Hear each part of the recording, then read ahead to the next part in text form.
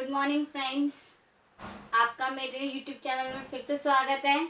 और आप मेरे इस वीडियो में क्लास 10th का डेरिवेशन देखेंगे डिस्टेंस फॉर्मूला का। आपको सिर्फ मैं इसमें डिस्टेंस फॉर्मूला का डेरिवेशन बताऊंगी, कोई छोटे बड़े पॉइंट नहीं बताऊंगी, सिर्फ आपको डेरिवेशन बताना है इसमें मेरे को।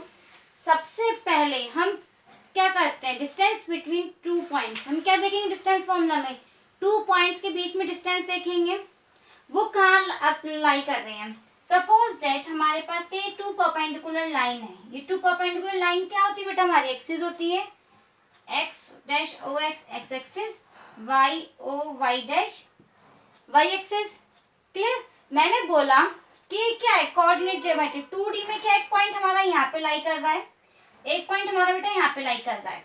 इन दोनों के बीच की डिस्टेंस फाइंड करनी है।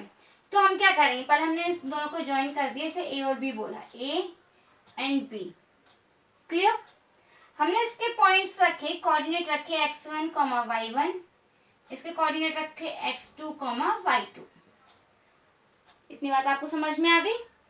अब हमें क्या करना है, मैथ्स में सिर्फ सिंपल सा हमारा फंडा है कि हम कुछ भी यूज कर सकते हैं, कहीं भी यूज कर सकते हैं, पर क्या होना चाहिए, एप्लीकेबल होना चाहिए। वो हो भी जाता है। जैसे हमें क्या है 3/2 है, अगर नीचे मुझे 4 लाना है तो ऊपर नीचे 4 का नीचे 8 लाना है तो 4 का ऊपर मल्टीप्लाई कर सकते हैं क्या, नहीं कर सकते हैं।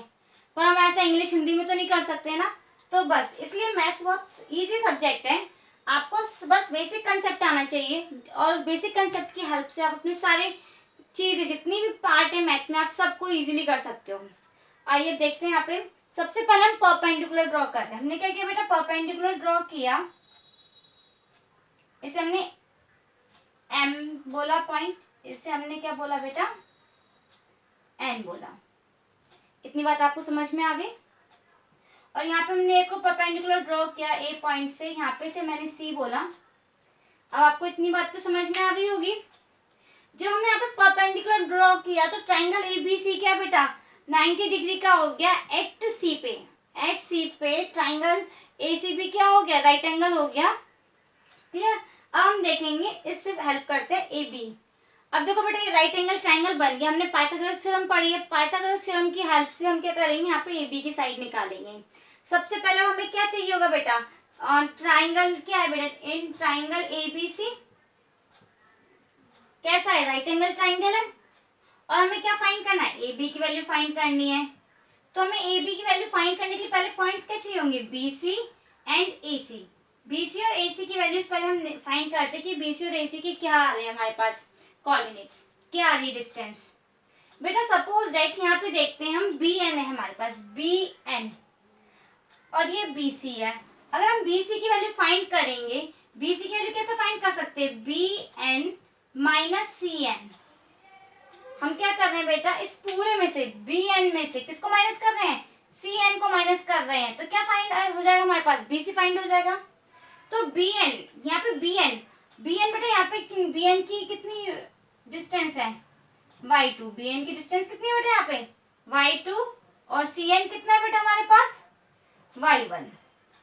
तो y2 माइनस y1 आपको समझ में आ गया। अब हम AC, अब हमें AC फाइंड करना है। AC फाइंड करेंगे तो AC फाइंड करेंगे तो क्या हो जाएगा हमारे पास, OM। बेटा पूरा OM हो गया हमारे पास AC, ठीक है।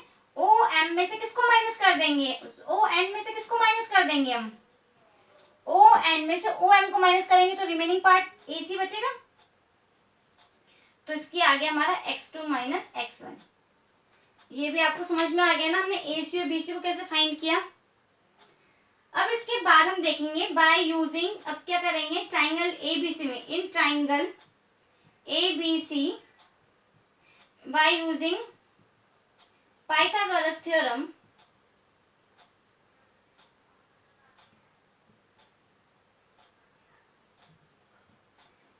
ठीक है। क्या हो जाएगा बेटा हमारे पास, ये पता है 90 डिग्री के अपोजिट जो साइड होती है वो हाइपोटेन्यूज होती है, A B square B C square plus A C square, A B square, B C की वैल्यू कितनी बेटा आई हमारे पास, y2 माइनस y1 का square plus x2 minus x1 का स्क्वायर। कोई प्रॉब्लम नहीं बेटा यहाँ तक। ए बी की वैल्यू हम क्या करेंगे बेटा, हमें ए बी चाहिए ना, यहाँ पे स्क्वायर है तो उधर अंडर रूट कर देंगे। तो हम इसको रीअरेंज भी कर दो, x2 माइनस x1 का square plus y2 minus y1 का स्क्वायर। मुझे उम्मीद है आपको समझ में आ गया होगा कि हम कैसे डेरिवेशन कर सकते हैं डिस्टेंस फॉर्मूला का बिटवीन 2 पॉइंट्स, है ना। तो हमने यहाँ पे क्या किया बेटा, 2 पॉइंट्स के बीच में डिस्टेंस फाइंड कर लिया। हमारा फॉर्मूला क्या हो गया, A B equals to under root x2 minus x1 का whole square plus y2 minus y1 का whole square. Put the value and get the answer. एक आपको मैं न्यूमेरिकल सॉल्व भी करके दिखाती हूँ। चलिए इसका एक न्यूमेरिकल देखते हैं।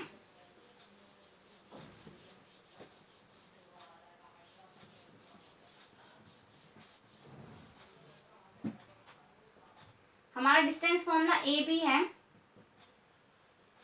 x2 माइनस x1 का square plus y2 minus y1 का होल स्क्वायर।